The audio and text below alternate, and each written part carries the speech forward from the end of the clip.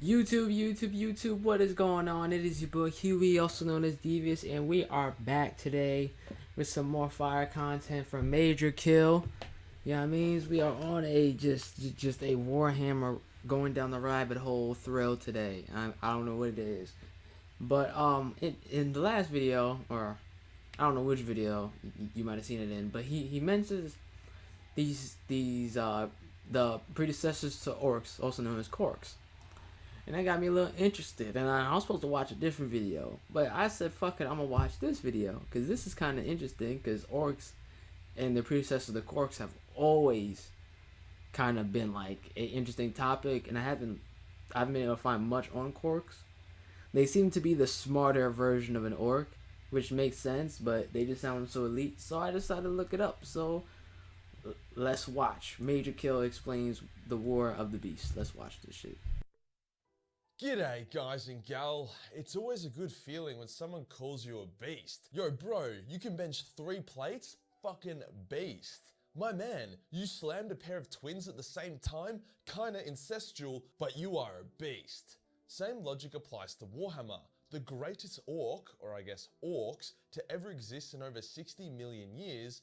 Orcs so powerful that they did just as much, if not more damage to the Imperium than Horus, were aptly called the Beast. As it is October and I am feeling mighty festive, I thought today we would dive into the very strange and hectic lore surrounding the War of the Beast, a time when Kroks randomly appeared, which was just very unexpected. Today we'll go over the War of the Beast, how the Beast occurred, how much damage he/they did, and why the lore surrounding the random orc apocalypse is so questionable. Let's get into it.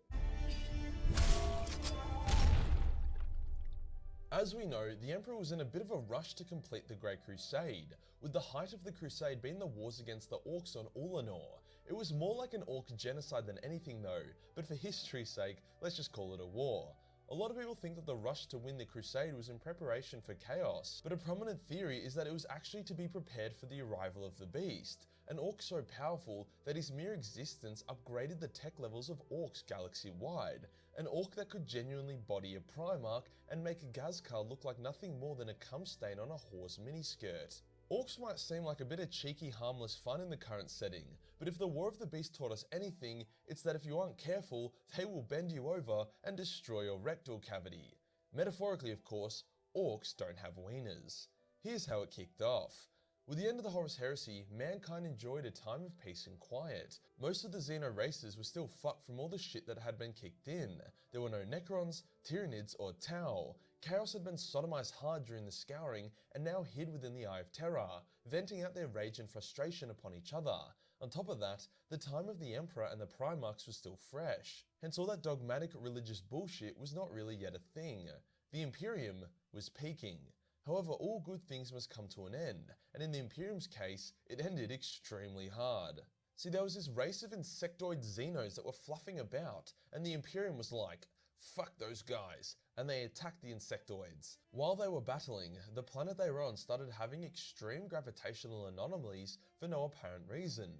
Well, the reason soon became apparent as a fucking orc Death Star attack moon began to materialize above the planet, and it jizzed out a massive torrent of powerful orcs who decimated the Imperial and Insectoid forces alike. Every single Imperial fist bar one died that day, the only survivor being second Captain Corland, whilst the Imperial fleets that engaged were also smashed. Where did the attack moons come from? Unclear. How did the orcs gain so much power despite being crushed during the Great Crusade? Unclear. Why haven't they ever gotten this powerful since the War of the Beast? Unclear.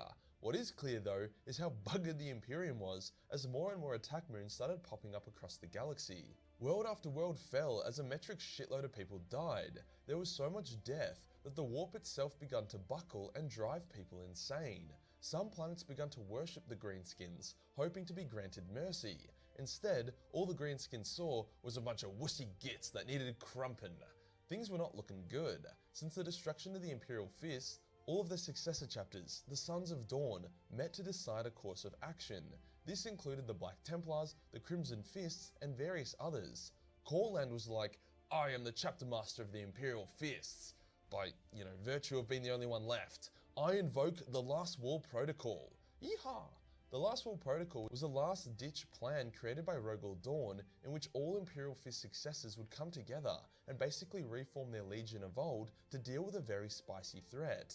It makes sense that Dawn would do something like this considering how much he hated breaking up his Legion into chapters in the first place. While this was going on, the Imperium started playing a lot of politics, like way more than usual, especially since they were faced with annihilation. The Officio Sacernorum were trying to kick people into shape, whilst the Inquisition staged a coup against itself in order to try and take control of the entire Imperium. The High Lord Admiral of the Imperium told the Astra Militarum to suck his nut, as he went off to try claim glory for himself, whilst the Mechanicus started infiltrating.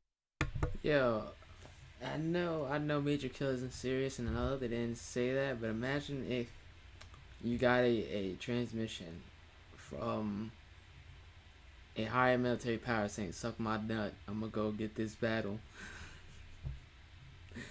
Something about that is just funny to me, man. Like, nah, I'm gonna go fight him, regardless of what you say. We gonna fight, and I don't care what y'all say. We gonna go out there and we gonna go get these corks, or whatever this thing is that's tearing us up, cause it is a disgrace. That is crazy, but that's funny too. I ain't gonna lie. Yo, fucking Warhammer's crazy, man. The Orc War in a very shady way, and they stopped answering their phone calls. There was definitely not much cohesion going on. The Imperium did score some wins here and there. The Blood Angels wiped out an attack moon that threatened Baal, whilst the Imperial Navy took out another one in a costly space battle, but when an attack moon appeared above Terra itself, mankind collectively shat its pants. In a knee-jerk reaction, they basically said that anyone who wanted to fly up and attack the attack moon was more than welcome. Millions of civilians, soldiers, and Adeptus Arbites flew up, and to their credit, they actually punched through the Orc fleet and they landed on the attack moon. It was almost looking like they could win, until some Orc pressed a button which fucked with the gravity in the moon's surface, instantly crushing the entire Imperial invasion. Oh. What was even more shocking is that an Orc diplomat then came to Terra and spoke in completely fluent Gothic, which is Warhammer's version of English. In polite terms, he told mankind to surrender or die. The Imperium was shocked. This was not a normal Orc. He was large, intelligent, and he didn't have time for their bullshit. The High Lords erupted into chaos and basically started shouting at the Orc and each other. Regardless, the Orc diplomat was wildly unimpressed and decided that mankind was not worthy of the empire that it held. He then departed. As he departed, an Elder Harlequin strike team infiltrated the Imperial Palace with the intention of delivering a message to the God Emperor of mankind. Now, I'm not sure if the Elder are just not socially versed in how humans like to deliver messages, but they... What the fuck was they thinking? They say, you know what we gonna do? You know what we gonna do? This is what we gonna do. While the humans getting attacked, we gonna sneak on a planet onto the holiest of holiest planets. We're gonna go up to the Emperor of Mankind, which is being protected by custodies that are so great that they could take down many Astartes. And be like, you know what? We're gonna deliver a message. What? What? Yo, sometimes I think that, if I was in the Warhammer 40k universe, I would be a genius. Because some of these plans and logical shortcomings are just crazy for people that are supposed to be so advanced. Like, this is nuts. basically begun slaughtering their way to the Golden Throne. Yeah, that's crazy. That is crazy. Slaughtering your way. Wait till they met the Custodes. I know the Custodes was not having none of that. Come in peace the entire time. Yeah, needless to say, the Custodes didn't get the message and furiously massacred the Elder until only one survived and was captured. A quick note here. The Elder strike team was able to one-shot multiple Custodian guard, which makes like zero sense. A Custodes should be able to body any Harlequin other than a Solitaire. A lot of people think the author... Wait, so they was in there and they was beating their ass? I thought they was fighting like the Sister of Silence or maybe a higher guardsman that maybe protect the area around the Golden Throne. I didn't know they went in there and was putting work in. They was for real getting up in their bodies, huh? They was getting their body counts. Well, hey, respect to them, but that was a stupid idea. I don't know what made them think that was logical. Whatever Eldar planned that one, that he's not the smartest motherfucker. I swear to God. They didn't know the difference between a Lucifer Black, who are the less powerful guards of the outer Imperial Palace, and a Custodes, the god tier warriors that guard the inner Imperial Palace. So my headcanon is that the Harlequins slaughtered their way through the Lucifer Blacks, and then were quickly stopped by the Custodes, who themselves suffered no casualties. Oh, okay, that's what I thought. All right. Now that makes more sense. Cause I was about to say, ain't no way they was just in there just washing Custodes like that. Just a regular old Eldar. Maybe even Dark Eldar are known to be powerful. They're quick hitting. But if regular Eldar was just in there just waxing Custodes that were made from the Emperor and trained by the Emperor, I'd be like, what? Ain't no way. Okay, that makes more sense. Yeah, at least that's my headcanon. The captured Eldar basically said that Farseer Eldrad and Crawford Ulthway had removed the warp storm surrounding Terra, meaning reinforcements could arrive. She also said that Chaos was going to be a huge pain in the ass in the future. Due to the Eldar's interference, the Sons of Dawns were able to warp jump to Mars, and basically told the Fabricated General to stop being a fucking pussy and lend us a hand. Hence the armies of Mars and the forces of the Last Wall Protocol assaulted the attack moon above Terra. The battle was epic. The attack moon had this thing called a gravity whip, which hurt like a bitch, whilst orcs the size of dreadnoughts were giving Terminators a run for their money. However, eventually the orcs were defeated. The Sons of Dawn wished to throw the attack moon into the sun, but the Mechanicus instead insisted it remain for study. To make matters worse, the Lord Commander of the Imperium told the Last Wall Protocol that they were a bunch of cocksuckers for reforming their legion, and that they didn't have permission to enter Terra.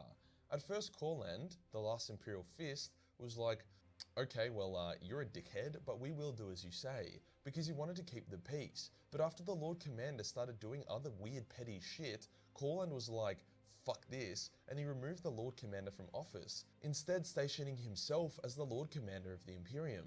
His first action was to figure out what the hell Mars was up to. They had been acting very sus the entire time, and they were not offering the aid that they should have been.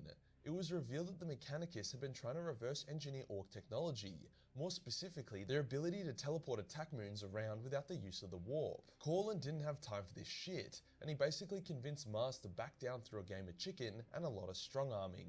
To be fair, I ain't gonna lie, it sounds like Mars was doing their job. If they just communicated that what they was doing at the start, I feel like they would have been alright. Because they didn't say shit, he was tight. And rightfully so, I'll be mad at shit too. I got some shit that's over top of the Emperor, and y'all over here acting quiet as shit for no reason. Yeah, I'd be mad too. Shit. Corland also found out that the seat of the new Orc Empire was on Ullanor. Could have seen that one coming. With this knowledge, the Imperium rallied its greatest forces, including Dark Angels, Blood Angels, Space Wolves, and Ultramarines, and prepared to do the Ullanor Crusade too, Electric Boogaloo. Then out of fucking nowhere, Vulcan appeared. The Mad Lad was on a planet that he had vowed to protect, as he felt really bad about setting it on fire and genociding everyone there during the Great Crusade. Hence he had been non-stop killing thousands of orcs for quite some time. Ironically, the more orcs he killed, the more orcs attacked the planet, as none could give him a better scrap than the big angry chocolate man. The Imperium rushed to Vulcan's aid, as having a Primarch in your army is a huge vibe. They helped the big man save the planet, and then they were like, please take over the Imperium, we have no clue what the fuck we are doing. Vulcan did this, and he led the charge to Ullanor. That's all Vulcan really did though. He had no interest in commanding or offering strategic advice. He just wanted to smack shit really hard with his big fuck off warhammer. When they arrived on Ullanor, they found it to be heavily developed with orc settlements and orc farms. It truly was an orctopia. The defenses were obscene and a shitload of Imperials died. They only were able to keep advancing because of Vulcan, who tanked an insane amount of damage and dealt even more in return. He was hard carrying the invasion. Finally, Vulcan, the most elite space marines, pushed through to the beast himself, a 10-meter tall monster clad in power armor. In an instant, the beast killed both the Ultramarine and Crimson Fist chapter masters. Fucking imagine that happening in the current setting, leaving Vulcan to face it alone. Corland saw that Vulcan wanted to have an epic 1v1 boss fight, so he ordered a withdrawal of Imperial forces. Dog, listen, I get, Warhammer is supposed to be, some honor in it, but If there's a 10-foot meter cork in front of me, yeah, we jumping him, bro. Ain't no way. He getting jumped. Full hands, feet, rocket launchers, everything included. Anything that you can think. That rhyme. Everything.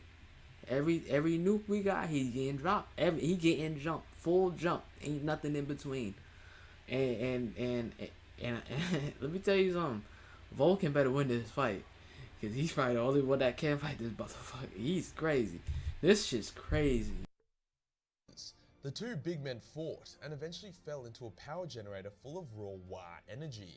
Vulcan absorbed this power into himself and somewhat became an orc god for a second, smacking the beast so hard with his hammer that the power generator exploded and it seemingly killed them both. The explosion killed a ton of orcs, and the psychic backlash destroyed their morale and unity, allowing the Imperial forces to retreat. Sounds like a pretty epic conclusion, right? But no, shit gets even more weird. See, the orcs quickly rallied, and they teleported to the dormant attack moon over Terra, led by another beast. Or maybe it was the same beast, hard to know. In response to the beast still being a huge issue, Corlin created the Death Watch, painting their armor black to honor all their fallen brothers who had died in the War of the Beast. So far. The Death Watch infiltrated the attack moon and planted a reverse-engineered teleportation device that Mars had whipped up in the hope that it would teleport the attack moon away. And it did. Kinda. See, Mars aren't very good with orc tech, hence only half the planet was teleported away, leaving the other half to basically explode and shower holy terror with a bunch of asteroids, killing hundreds of millions of people. Oh, they didn't think that through. They were trying to warp that whole thing away? They didn't think that through. You know, you might as well make a weapon and just blow the whole motherfucker up at that point. Like, warping, you warped half of it away. You know, when people saw probably half the planet, they probably said, oh. And then when I started falling towards them, it was like, oh. You know, they were scared. I would be terrified. That'd be like the moon. If the moon started falling toward us after one half of it was warped away.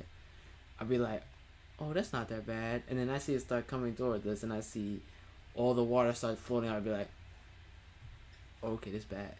Like, there'd be nothing. There's nothing you can do about it either. Whoopsies. Corlin needed a new strategy. Brute force didn't work too well. He discovered the location of the last of the Sisters of Silence, and he went to rescue them from an orc attack. They hated the Imperium due to being exiled from it, but they still remained loyal to the Emperor and his Primarchs. Hence, after realizing that Corlin smelt like he'd been hugged by a big sweaty Vulcan, the Sisters joined his cause. Corlin then captured some orc weird boys and he came up with a very odd theory. He wanted to use their connection to the Wa to inject the Sisters' blankness into it, causing the Wa to shit itself and die. I don't know how he came up with that theory, but after doing a test run and seeing it work very well, they decided that this was their go-to secret weapon. If you are confused by that, then don't worry, everyone is. But here's a good analogy. Imagine your body is a Wa, and weird boys are needles full of steroids. The more weird boys you have, the more roids you get, the bigger you are. Now imagine that the Sisters of Silence weird blankness was an air bubble in the needle. They would use the weird boys to inject themselves into the Wa and cause the Wa to have a stroke. The second invasion of Ulanor began. Corlin and his strike team managed to get to the beast, and they held it off long enough for the Sisters to do their reverse fuck you Wa trick, which worked a treat. The orcs all had a hectic stroke, allowing Corlin to kill the beast. But then 5 more beasts came out of fucking nowhere and killed Corlin. What the fuck? Who wrote this shit? Clearly someone who fucking hated the Imperial Fists, as now their chapter was extinct. This was short-lived though, as various successor chapters of Dawn donated Astartes and Geneseed to rebuild the chapter, but yeah, like, modern day Imperial Fists aren't even technically Imperial Fists. The new Imperial Fist chapter prepared for one final attack on Ulanor. They would not fight as men though, they would fight as beasts. Their invasion begun by them redirecting asteroids at Ulanor, which was super effective, before they initiated a ground assault. Once again it was tough, but yeah, blah blah, orcs go boom boom blah, heroes end up in front of the beast for a hectic showdown. Once again, the Sisters do their anti-psycho fuck you thing, which for whatever reason works a lot better this time around, and it causes all the beast heads to pop, crushing the Wa and leading to a random-ass galaxy-wide Imperial victory. In the aftermath, the Imperial Fist decided to stop garrisoning their entire force on Terra, hence begun to crusade across the galaxy once again, whilst the rest of the Imperium rebuilds. The War of the Beast was the most overly drawn-out thing ever. Like, surely it should have ended with Vulcan's hectic duel and sacrifice. Why did Ulanor need to get invaded like fucking 2 or 3 times? Why was there like 6 beasts? Even ending with Corlin's death would have been a pretty good time, but no, they had to do it again.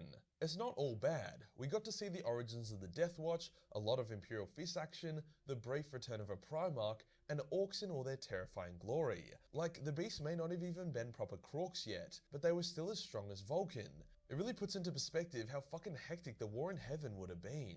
How did the beast, or the beasts, actually come to be? Was it explained?